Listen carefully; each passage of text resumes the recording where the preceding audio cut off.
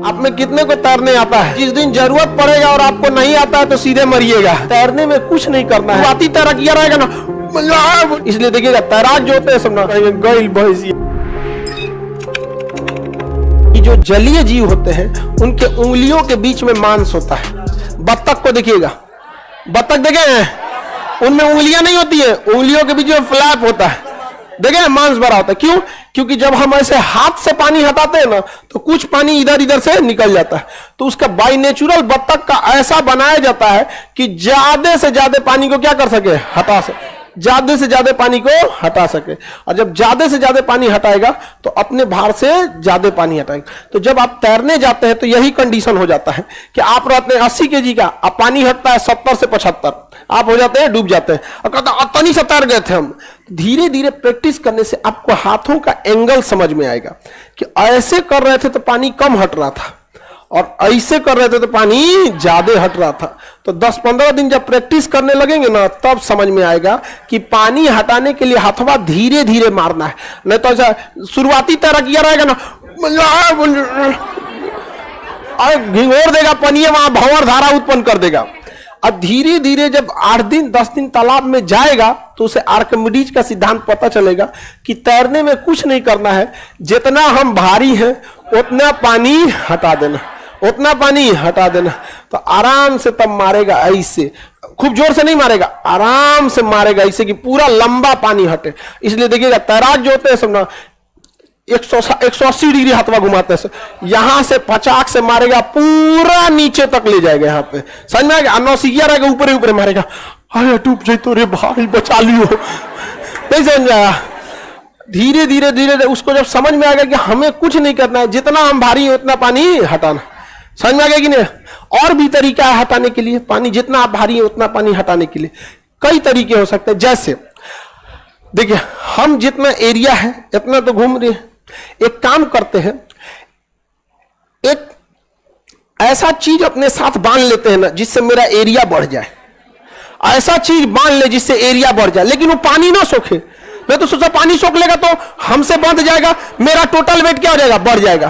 तो अगर हम एक गद्दा बांध ले, वाटरप्रूफ गद्दा, ट्यूब या टायर, ट्यूब या टायर, तो हमारा एरिया बढ़ा देगा। तो जो हाथ हटा, हम भांज के हाथ पानी हटा रहे थे वो ट्यूब बांध लेंगे तो एरिया ज्यादा हो जाएगा, तो हमारा डूबा हुआ शरीर कुछ पानी हटाएगा। और कुछ ट्यूब टायर जो बांध लिए हैं या वाटरप्रूफ गद्दा बांध लिए हैं या हवा भर के कुछ बांध लिए हैं, तो उससे क्या होगा, हटा देगा। अब हमको हाथ चलाने की जरूरत है, वही ये निकाल देगा, नहीं निकाल देगा, ऊपर आ जाएंगे लोग आराम से। यही होता है भैंस के साथ।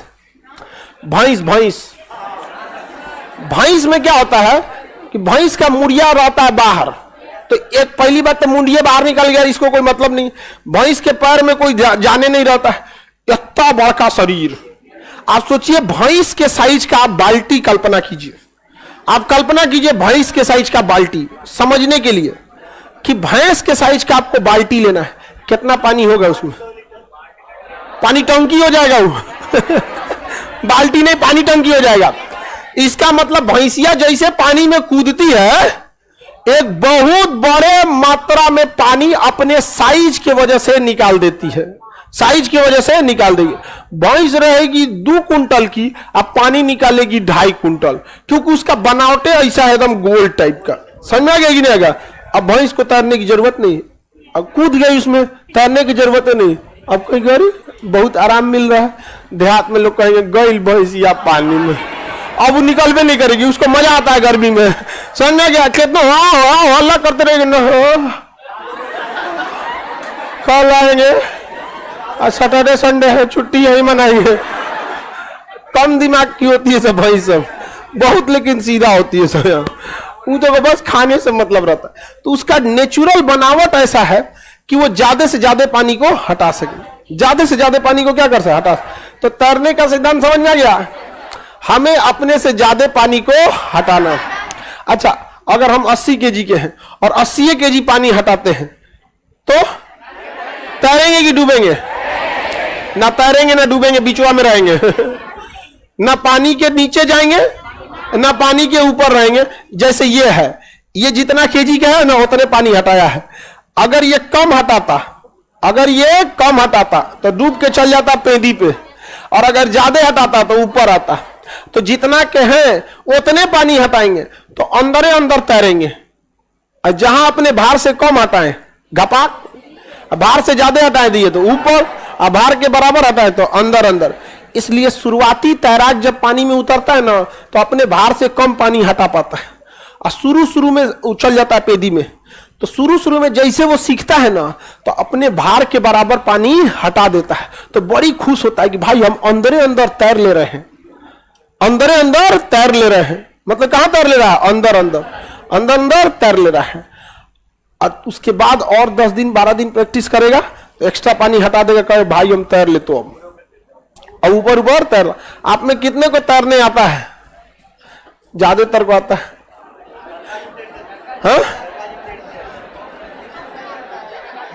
जिनके गांव या शहर से नदी गुजरी रहती है ना, वो लोग तैरने में ज्यादा होते, क्योंकि हम अपने माहौल से ही तो सीखते हैं। हम लोग लिट्टी चोखा खाना सीख गए, साउथ वाला इडली डोसा सीखता है, तो हम लोग अपने माहौल से ही सीखते हैं। हालांकि तैराकी जो है वो आना चाहिए, क्योंकि यह एक ऐसा हुनर है कि जिस दिन जरूरत पड़ेगा और आपको नहीं आता है तो सीधे मरिएगा। जैसे हमें खाना बनाने नहीं आता है तो जरूरत पड़ेगा, और सपोज कोई खाना बनाने वाला नहीं है या फिर रात हो गया है, दुकानें बंद है, तो भूखे सोएंगे। इससे ज्यादा क्या हो सकता है? और तो कुछ नहीं। मैक्सिमम वर्स्ट क्या हो सकता है? खाना बनाने नहीं आता है, लॉकडाउन लग गया, होटल सब बंद हो गया, भूखे सोएंगे, अगले दिन फिर मंगाएंगे। अब तैरने नहीं आता है, आधा घंटा बाद कोई आ रहा है, तब तो आधा घंटा में तो व्यवस्था हो चुका रहेगा। इसलिए ये एक ऐसा गुण है, ये आपको आना चाहिए, क्योंकि जिस दिन आपको इसकी जरूरत पड़ी और आपको नहीं आता है तो फिर आपको कोई दूसरा उठा के लेके जाएगा। समझ में आ गया? सबको ये तैरना आना चाहिए। खैर लड़की लोग को नहीं आता तो लड़की लोग बहुत कम लड़की जानती है। अमूमन घर के लिए लड़की सबको बाहर और निकलने कम देते हैं लोग, तो कहां से तैरेगी वो? समझ में ना? उसको निकलने ही कितना देते हैं लोग, तैरे उरेगी उतना। हमारी दादी बुढ़ापा में बहुत तेज तैर लेती थी।